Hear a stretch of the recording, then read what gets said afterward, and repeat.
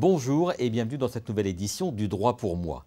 Comment optimiser sa retraite lorsqu'on est dirigeant d'entreprise, quel que soit son statut d'ailleurs, salarié ou non salarié? Alors bien sûr, il y a les régimes obligatoires de retraite, mais parfois la chute est dure. En moyenne, moins 70% de revenus en moins pour le dirigeant lorsqu'il était salarié et parfois même beaucoup plus lorsqu'il n'était pas salarié. L'essentiel, c'est d'y penser le plus tôt possible et de trouver là où les bonnes solutions qui vous conviennent. Pour en parler aujourd'hui, notre expert s'appelle Christophe Thierry. Il est conseiller en investissement financier. Je me tourne vers vous. On va se placer dans l'hypothèse d'un dirigeant qui veut bien anticiper son départ à la retraite. Que lui conseillez-vous? Tout d'abord, utilisez les lois existantes. Si vous souhaitez partir plus tôt et sans décote, vous avez la possibilité de racheter des trimestres. Mais attention, dans ce cas-là, il faut bien valider la pertinence du coût de cette option par rapport aux gains escomptés.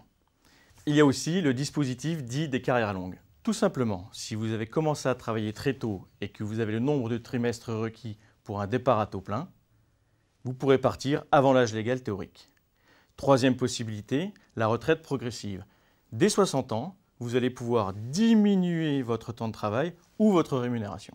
Enfin, il est possible aujourd'hui de bénéficier du dispositif cumul emploi-retraite. Comme son nom l'indique, vous allez pouvoir travailler partiellement ou pas après votre départ en retraite. L'autre axe, c'est bien sûr de réaliser des placements financiers et immobiliers.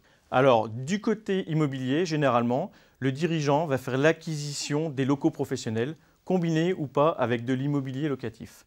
Pour ce qui est de la partie investissement financier, il existe plusieurs mécanismes, dont certains peuvent être financés par l'entreprise. C'est le cas du plan épargne entreprise, PE, ou du plan épargne retraite collectif, PERCO.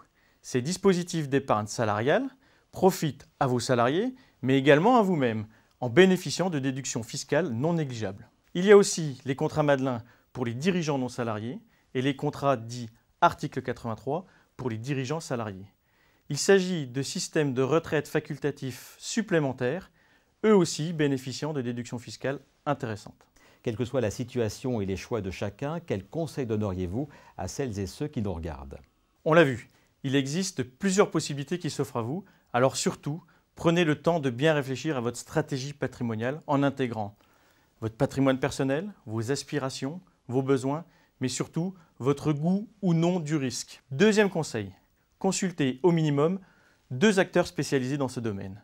Votre banquier par exemple et un cabinet en investissement financier. Cela ne vous engage à rien, vous allez bénéficier d'un audit et d'une projection de vos revenus futurs. Troisième conseil, ne pas attendre nécessairement le taux plein pour partir en retraite. Il peut être judicieux de partir de façon anticipée et progressive en cumulant votre retraite et un salaire diminué de dirigeant. Ainsi, vous maintiendrez votre train de vie tout en faisant des économies substantielles. D'où l'intérêt, quelle que soit votre situation, d'avoir recours au conseil d'un expert. Christophe Thierry, je vous remercie. Tous ces conseils et bien d'autres, vous les retrouvez sur le site ledroitpourmoi.fr.